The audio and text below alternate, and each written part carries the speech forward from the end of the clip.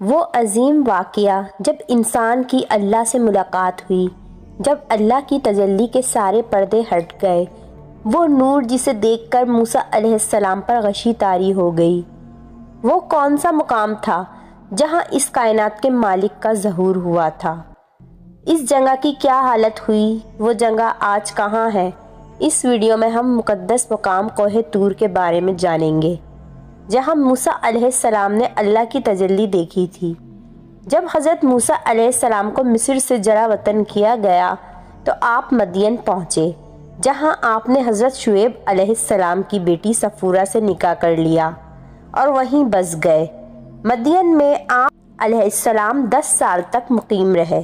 اس کے بعد موسیٰ علیہ السلام کو اپنے والدین اور لوگوں کی یاد شدت سے پریشان کرنے لگی، لہٰذا آپ نے مصر جانے کا ارادہ کیا۔ آپ نے رخت سفر باندھا۔ اس سفر میں آپ کے اہل خانہ بھی آپ کے ساتھ تھے۔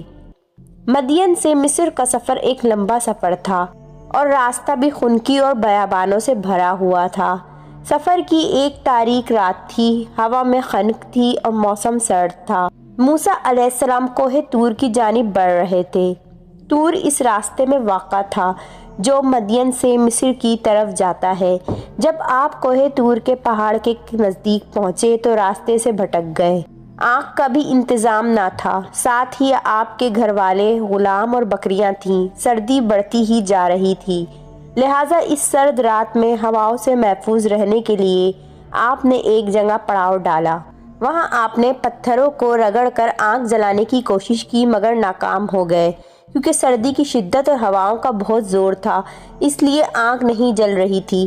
حضرت موسیٰ علیہ السلام کے اہلیہ صفورہ بھی امید سے تھیں، لہٰذا حضرت موسیٰ علیہ السلام بہت پریشان ہوئے۔ اس وقت آگ کے ہونے سے ہی روشنی اور گرمی مل سکتی تھی، لہٰذا جب آپ نے ادھر ادھر دیکھا تو دور آگ جلتی ہوئی روشنی دکھائی دی۔ اس روشنی کو دیکھ کر موسیٰ علیہ السلام کو لگا کہ شاید وہاں کوئی اور مسافر موجود ہے جس نے آگ جلا رکھی ہے، شاید اس سے مدد مل سکے یا ہمیں وہ راستہ بھی بتا دے۔ لہٰذا آپ نے اپنے اہل خانہ سے کہا کہ ٹھہرو، میں نے آگ دیکھی ہے، شاید میں وہاں سے کوئی خبر لے آؤں یا اس آگ سے کوئی انگارہ ہی اٹھا لاؤں جس سے تم تپ سکو۔ حضرت موسیٰ علیہ السلام آگ کے حصول کے لیے چل دیے۔ راستہ نہایت ہی پتھریلا اور نشیب و فراز والا تھا۔ آپ نے اسے پار کیا اور غار نما جگہ کی طرف بڑھے جہاں سے روشنی آ رہی تھی۔ جب آپ اس روشنی کے قریب پہنچے تو دیکھا کہ ایک سرسبز جھاڑی آگ کے لپیٹ میں ہے۔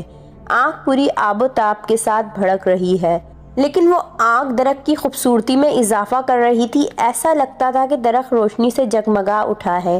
آگ کے شعلے بھڑک رہے تھے، مگر درخت کی کوئی شاخ بھی نہیں جلتی تھی اور نہ کوئی پتا، نہ کوئی دھواں اٹھ رہا تھا اور نہ تپش۔ یہ منظر نہایت ہی عجیب و غریب اور آنکھوں کو متاثر کر دینے والا تھا۔ موسیٰ علیہ السلام حیرانی کے عالم میں اس درخت کی طرف دیکھے جا رہے تھے۔ وہ درخت آپ سے مغرب میں دائیں سمت میں تھا۔ اچانک ایک آواز آئی، اے موسیٰ، میں ہی تیرا رب ہوں، جوتیاں اتار دے، تو وادی مقدس طویٰ میں ہے اور میں نے تجھے چن لیا ہے۔ میں ہی اللہ ہوں، میرے سوا کوئی خدا نہیں، بس تو میری بندگی کر اور میری یاد کے لیے نماز قائم کر۔ اللہ تبارک و تعالیٰ نے خود حضرت موسیٰ علیہ السلام سے کلام کیا اور اپنے بندے کو حکم دیا کہ یہ جگہ پاک اور مقدس ہے، اور آپ علیہ السلام کو اللہ نے نبی چن لیا ہے تاکہ آپ مصر کی طرف جائیں اور فرعون کو اللہ سے ڈرائیں۔ نیز اب سے موسیٰ علیہ السلام کی حفاظت خود اللہ رب العزت کے ذمے ہوگی۔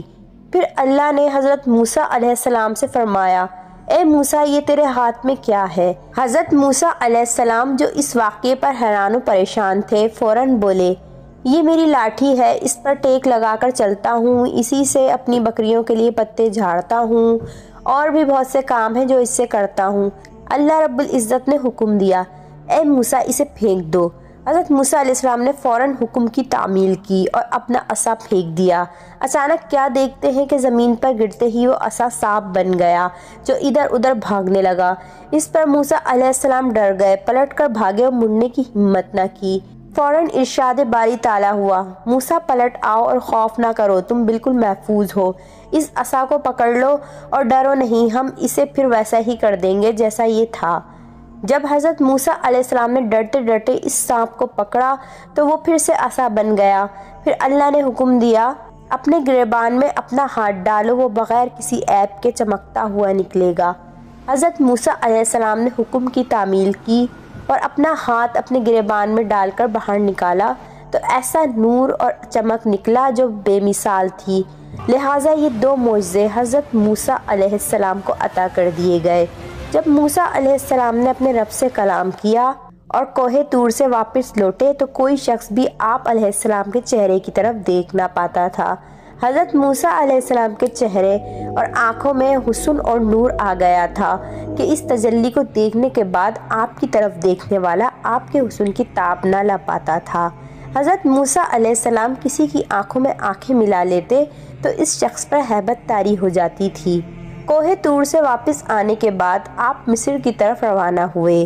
حضرت موسیٰ علیہ السلام کو اس کائنات کے رب سے کلام کرنے کی سعادت پر کلیم اللہ کہا جاتا ہے۔ مصر کی وادی میں موجود کوہ طور وہ پہاڑ ہے جسے جبل موسیٰ بھی کہتے ہیں۔ اللہ کی تجلی کو اس پہاڑ کی چٹانیں برداشت نہ کر سکیں اور چھوٹے چھوٹے ٹکڑوں میں ٹوٹ گئیں۔ اللہ کی تجلی کی وجہ سے یہ پہاڑ آج بالکل بے آب ہو گیا ہے۔ اس پہاڑ پر کسی قسم کی کوئی پیڑ پودے نہیں اگتے، نہ ہی یہاں کوئی پانی موجود ہے۔ یہ پہاڑ دنیا کا واحد پہاڑ ہے جو روز دو مختلف درجہ حرارت تبدیل کرتا ہے۔ صبح کے وقت یہ نہایت ہی گرم ہوتا ہے اور رات کے وقت بالکل ٹھنڈا۔ یہ پہاڑ روز اپنے رنگ میں بھی تبدیلی لاتا ہے۔ یہ رات کے وقت سیاہ، صبح کے وقت سرخ اور دن میں بالکل سرمئی دکھائی دیتا ہے۔ آج سینٹ کیتھرائن نامی چرچ کو طور کی دامن میں واقع ہے۔ یہ خانقاہ 4 صدی عیسوی میں بنائی گئی تھی۔ خانقاہ کے انتظامیہ کا کہنا ہے کہ وہ جھاڑی جس پر اللہ کی تجلی ہوئی اور موسیٰ علیہ السلام نے کلام کیا تھا آج تک وہیں قائم ہے۔ انتظامیہ نے وہاں لکڑی کی رکاوٹیں بنا کر راستہ بند کر دیا ہے جہاں لوگوں کا داخلہ ہونا منع ہے۔ وہ ٹونی کے ایکسپرٹ نے اس جھاڑی کو مختلف علاقوں میں کاشت کرنے کی کوشش کی مگر وہ ناکام رہے۔ یہ جھاڑی دنیا کے کسی حصے میں بھی کاشت نہیں کی جا سکتی۔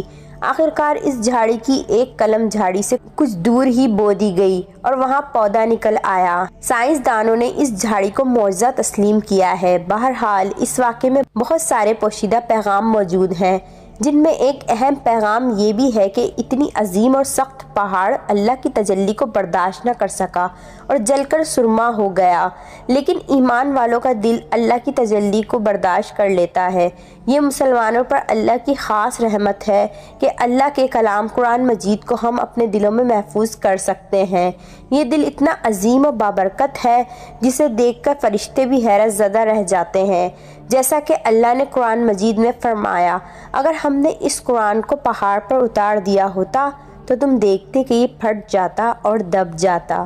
جزاک اللہ۔